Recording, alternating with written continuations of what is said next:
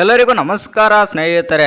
ICC T20 world cup 2024ರ super 8ರ ಪಂದ್ಯ ಎರಡನೇ ಪಂದ್ಯದಲ್ಲಿ ನಮ್ಮ ಇಂಡಿಯಾ ಬಾಂಗ್ಲಾದೇಶವನ್ನು ಎದುರಿಸಲಿದೆ.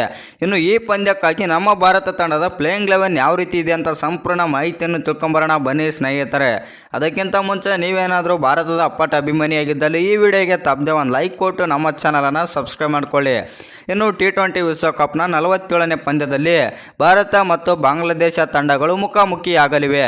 ಅಂಟಿಗೂಟದ ಸರ್ ವಿವಿಯನ್ ರಿಚರ್ಡ್ ಸ್ಟೇಡಿಯಂನಲ್ಲಿ ಜರುಗಲಿರುವ ಈ ಪಂದ್ಯಕ್ಕಾಗಿ ಟೀಮ್ ಇಂಡಿಯಾದ ತನ್ನ ಆಡುವ ಬಳಗದಲ್ಲಿ ಬದಲಾವಣೆ ಮಾಡಿಕೊಳ್ಳುವ ಸಾಧ್ಯತೆ ಇಲ್ಲ. ಏಕೆಂದರೆ ಅಫ್ಘಾನಿಸ್ತಾನ ವಿರುದ್ಧ ಪಂದ್ಯದಲ್ಲಿ ಟೀಮ್ ಇಂಡಿಯಾ ಉತ್ತಮ ಪ್ರದರ್ಶನ ತೋರಿದೆ.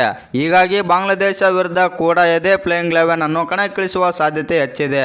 ಇದರಿಂದ ಈ ಪಂದ್ಯದಲ್ಲೂ ಟೀಮ್ ಇಂಡಿಯಾ ವೇಗಿ ಮೊಹಮ್ಮದ್ ಸಿರಾಜ್ ಬೆಂಚ್ ಕಾಯಬೇಕಾಗಿ ಬರುತ್ತದೆ. ಮತ್ತು ಏಕೆಂದರೆ ಕಳೆದ ಪಂದ್ಯದಲ್ಲಿ ಸಿರಾಜ್ ಬದಲಿಗೆ ಸ್ಪಿನ್ನರ್ ಆದಂಥ ಕುಲ್ದೀಪ್ ಯಾದವ್ಗೆ ಚಾನ್ಸ್ ನೀಡಲಾಗಿತ್ತು.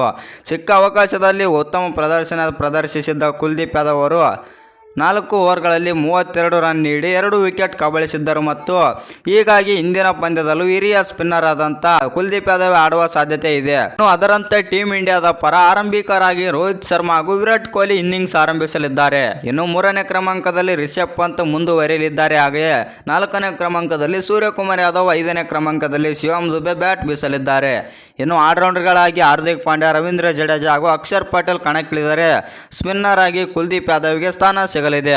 ಇನ್ನು ವೇಗಿಗಳಾಗಿ ಬೂಮ್ರಾ ಮತ್ತು ಹರ್ಷದೀಪ್ ಪ್ಲೇಯಿಂಗ್ 11ನಲ್ಲಿ ಕಾಣಿಸಿಕೊಳ್ಳಲಿದ್ದಾರೆ.